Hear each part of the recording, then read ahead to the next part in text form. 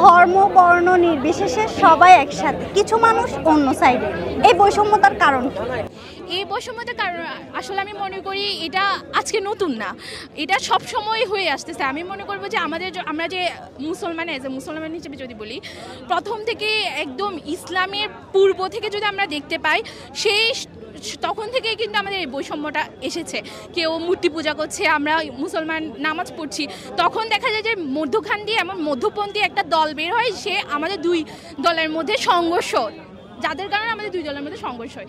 So এটা কিন্তু অনেক আগে থেকে ঘটে আসতেছে, এখনও হচ্ছে। আমার মনে হয় না এটা সমাধানটা এত তাড়াতাড়ি হবে বা দ্রুত হবে।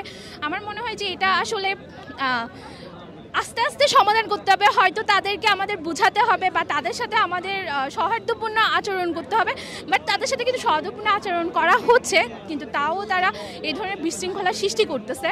তো এটা হতে পারে আইনের আওতায় আনতে হবে। তো দেখা যাক কি হয়। একদিকে দেখা যাচ্ছে সব ধর্ম নির্বিশেষে এক হয়ে কাজ করছে, অন্যদিকে কিছু মানুষ অন্য কিছু ভাবছে। কেন এটা, এই বৈষম্যটা কেন? আমার মনে হচ্ছে আমরা যে বাঙালিটা আমরা সবসময় কিন্তু ধর্ম নিয়ে সবসময় একটু বেশি পজিটিভ। তো এটাকে অনেকে হাতিয়ার হিসেবে ইউজ করতে চাচ্ছে, যেটা আমরা দেখছিলাম যে যখন 5ই আগস্টের রাতে কিন্তু এটা শুরু হয়ে গেছিলো। তো কেউ ওটা ধর্মটাকে ইউজ করতেছে।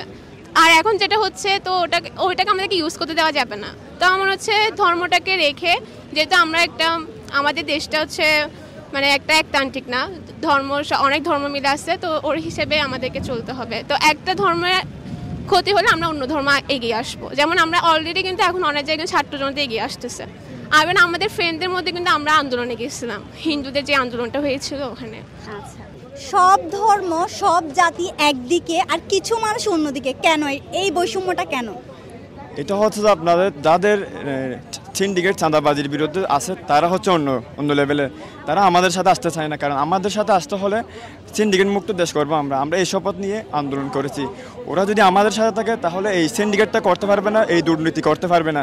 সেজন্য আমাদের থেকে একটু দূরে আছে তারা, আমি এটাই মনে করি।